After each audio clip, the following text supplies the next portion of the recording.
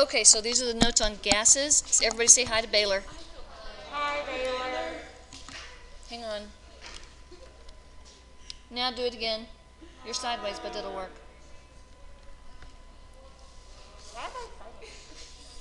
I don't know. We'll get a little bit of this done. Okay, so we're going to look at these, and we're now talking about gases. And I'm going to use different colors for each one of these. So the first thing we're going to talk about is Avogadro's law. And so when we talk about gases, gases obey these lovely laws that we have to follow. And the first one is Avogadro's law. And Avogadro's law describes the relationship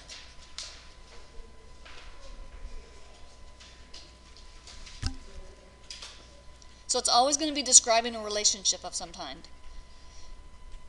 It describes the relationship between volume and number of moles.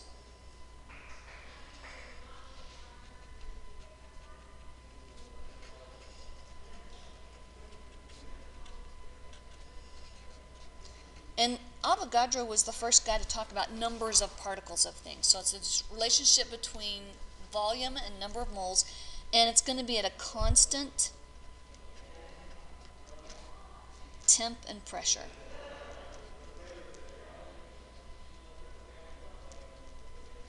Okay, so constant T and P. It's all about P, V, N, R, and T.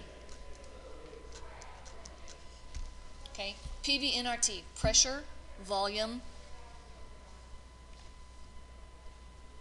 and temperature. Those are the big dogs. And then we're going to throw one more in. N, P, V, N, R, T is the ideal gas law. N would be number of moles. So it's about these things that we're talking about.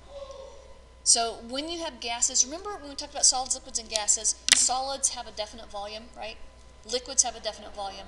The gases don't have a definite volume. They can change their volume, and because of that, their volume is dependent upon the pressure and the temperature. It alters, it changes, which you guys know this already.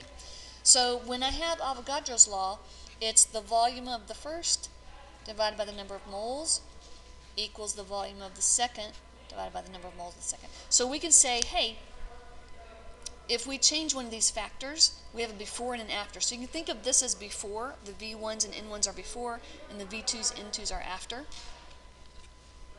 So we're changing something. We're altering the volume or we're altering the pressure. So sometime in the 1800s, the big thing to talk about was gases. Everybody was talking about, or it might have been the 1700s, I can't remember. But it's all about gases. It's like the in thing to talk about now is what's inside the atom. It's like the popular thing in chemistry to talk about. We're looking for particles that are making up parts of the atom. In medicine, there have been fad things to talk about out throughout the years. In chemistry, same kind of things. You had this time frame where it was all about gases. Everything they studied was gas, gas, gas, gas, gas. Okay? So I'm going to pick another color here. And the next one is Boyle's law. And Boyle's law describes the relationship between volume and pressure.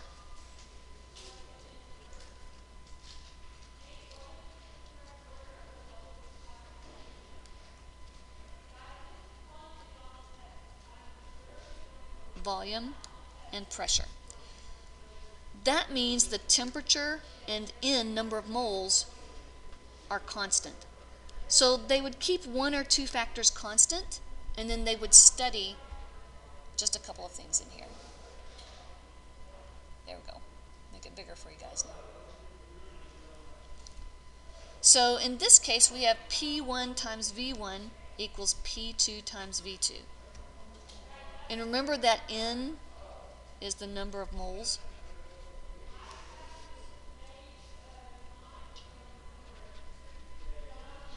So all this is talking about the different relationships between the factors that we use to calculate things about gases. Once you've written that down, go ahead and pack it up. And this will be Baylor's first really short video. Say goodbye to Baylor. Goodbye.